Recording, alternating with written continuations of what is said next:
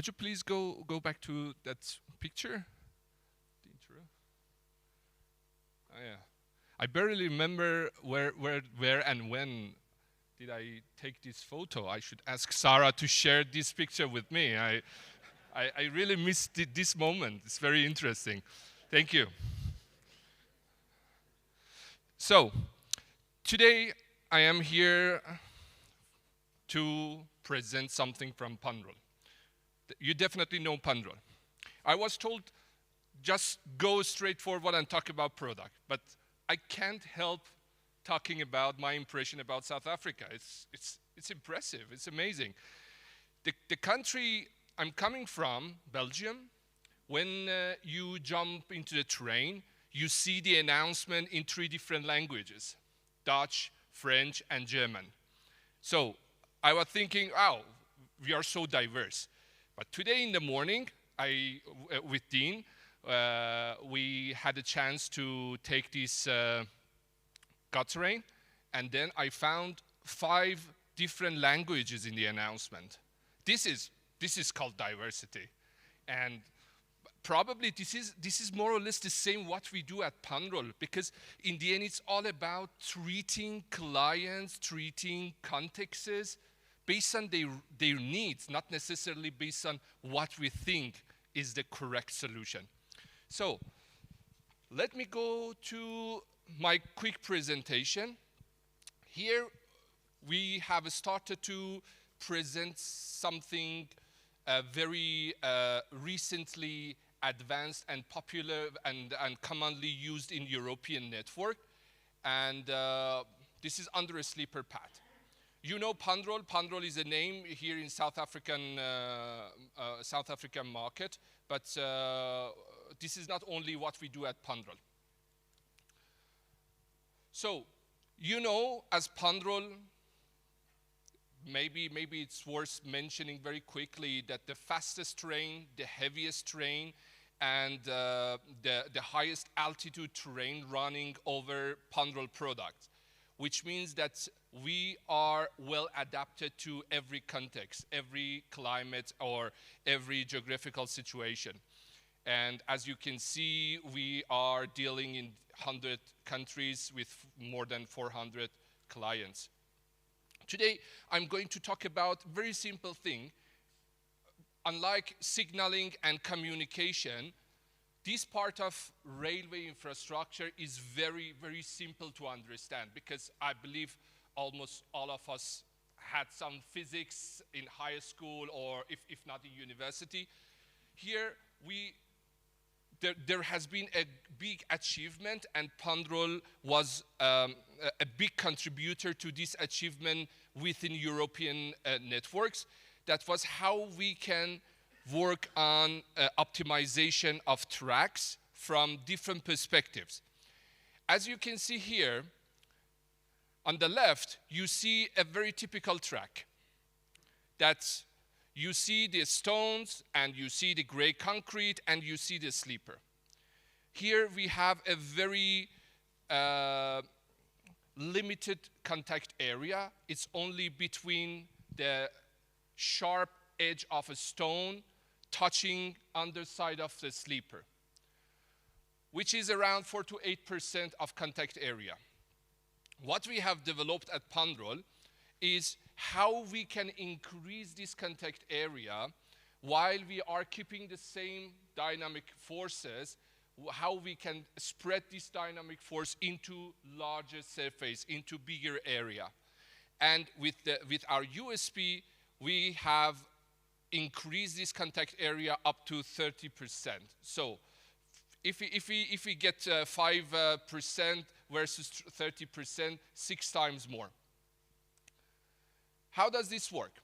Typically, the standard track, the wheel, when we have like 50% of the dynamic force is received by central sleeper.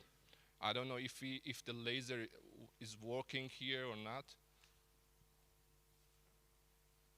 Okay, the central sleeper. You understand what I'm saying, and the remaining 50% of the force is received by two sleepers in adjacent.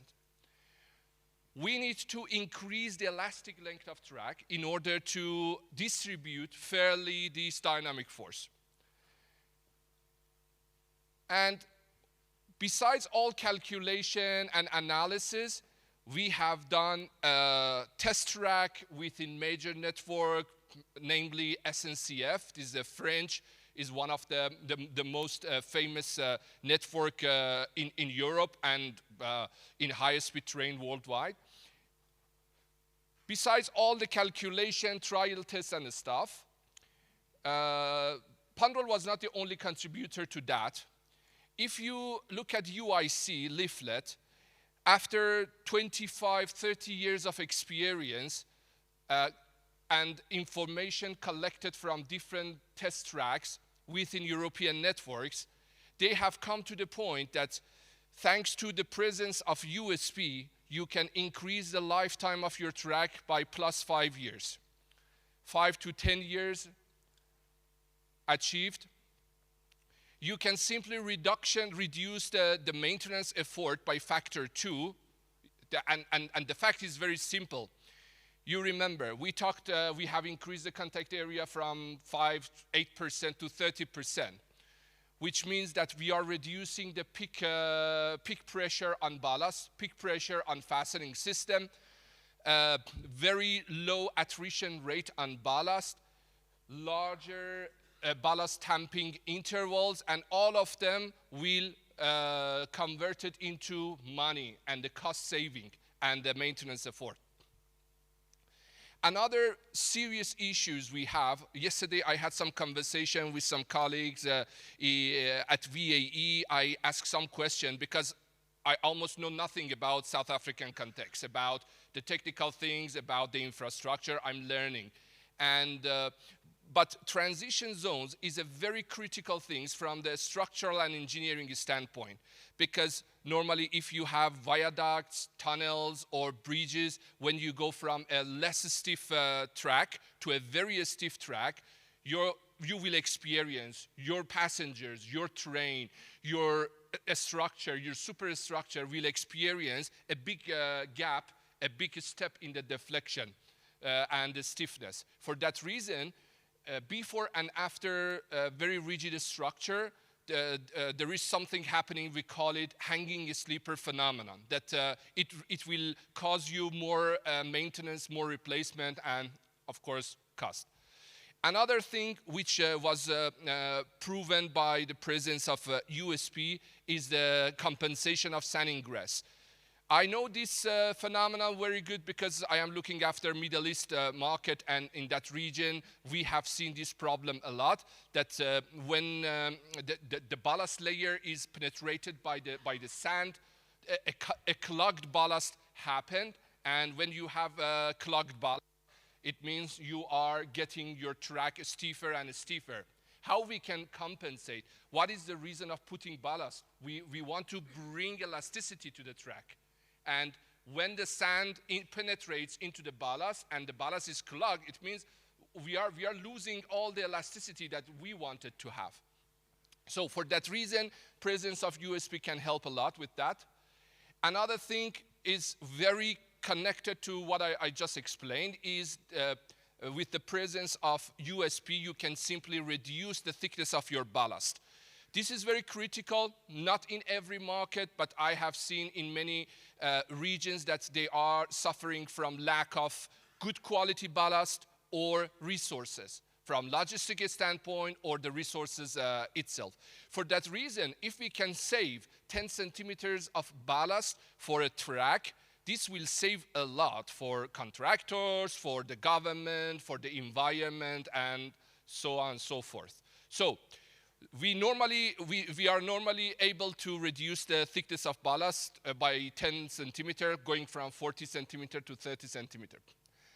Another thing which is very, very important in the European context, because it's a very highly extended network passing through many cities, small cities, we have a serious problem with the ground-borne vibration. USP will help a lot. Another thing is the CO2 footprint. This is because of the nature of our product we have. just to give you a better picture about why USP works very well, because I strongly believe if I want to talk like a rocket science and everybody says, okay, yeah, this guy is here like the other commercial guys want to sell something. No, I am an engineer. I have my engineering background and I really care about all engineering stuff. Of course, I'm here to promote something, but before that, if you are not convinced enough with the advantages of the system, doesn't matter how much time I put, I fail. So, as you can see here, the green part, the red part is a normal track without the presence of USP. So, almost 50% of the total force is received by the central sleeper, and another two sleeper next to that one. We call it active sleepers. Active sleepers are those sleepers that are receiving the majority of the load. But with the presence of USP, you can see how much we would be able to reduce the pressure and the force on the central sleeper. This central sleeper is not absolute central sleeper, because the next sleeper would be central sleeper. The other sleeper would be central sleeper. This will help us a lot to decrease the peak pressure on the fastening on the system by 10 times. So with the presence of USP, you can reduce the pressure by 10 times. This 10 times means a lot. You can simply convert all these reduction into money and cost saving from very asset management standpoint. This is another insight that I wanted to give to you, that how this USP will help, although you need to spend a bit more in the beginning, because you need to apply USP on your sleepers.